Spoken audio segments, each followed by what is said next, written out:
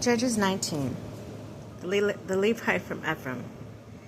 In those days when there was no king in Israel, there was a Levite residing in remote parts of the mountain region of Ephraim who had taken for himself a concubine from Bethlehem and of Judah. But his concubine spurned him and left him for her father's house in Bethlehem in Judah, where she stayed for some 4 months. Her husband then set out with his servant and a pair of donkeys and went after her to soothe her and bring her back. He arrived at her father's house, and when the young woman's father saw him, he came out joyfully to meet him.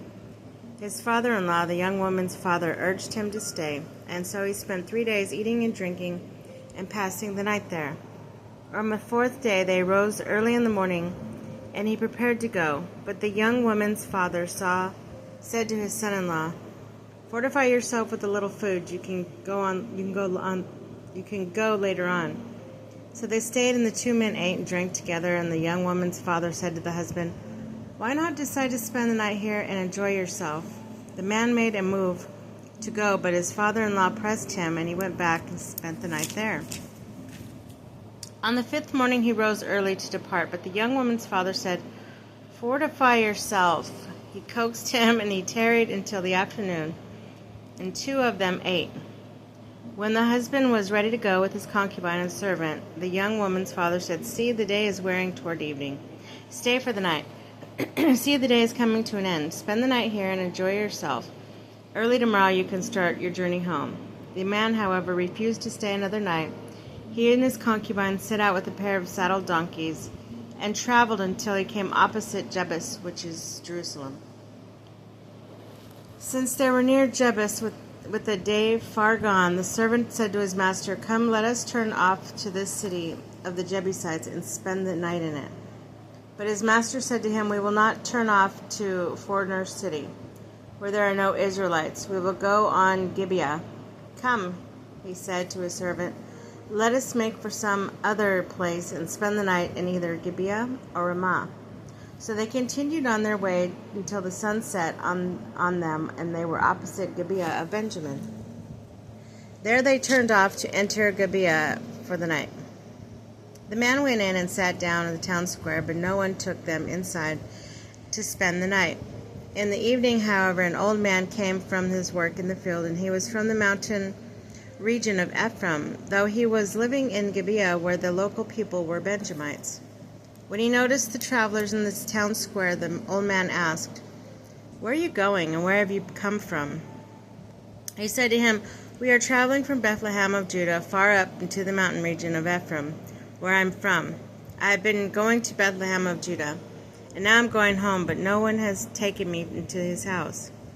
We have straw and fodder for our donkeys, and bread and wine for myself and your maidservant, and the young man who is with your servant. There is nothing else we need." "Rest assured," the old man said to him, "I will provide for all your needs, but do not spend the night in this public square."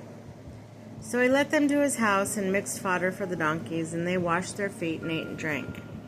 The outrage at Gibeah.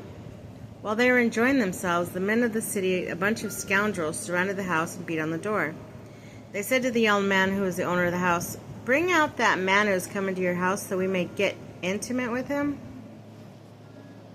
The man said to the owner of the house, went out to them and said, "No, brothers, do not be so wicked.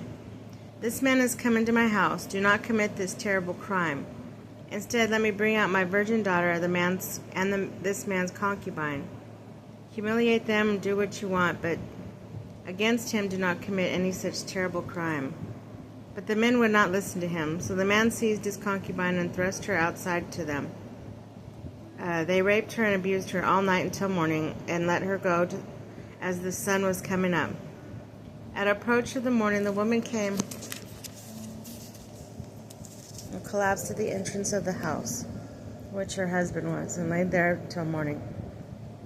When her husband rose in the morning and opened the door of the house to start again out on his journey, there the woman, his concubine, collapsed at the entrance of the house, with her hands on the threshold. "Come, let us go," he said to her, but there was no answer. So the man placed her on a donkey and started out again home. On reaching home, he got a knife and took a hold of the body of his concubine. He cut her up limb by limb into 12 pieces and sent them throughout the territory of Israel.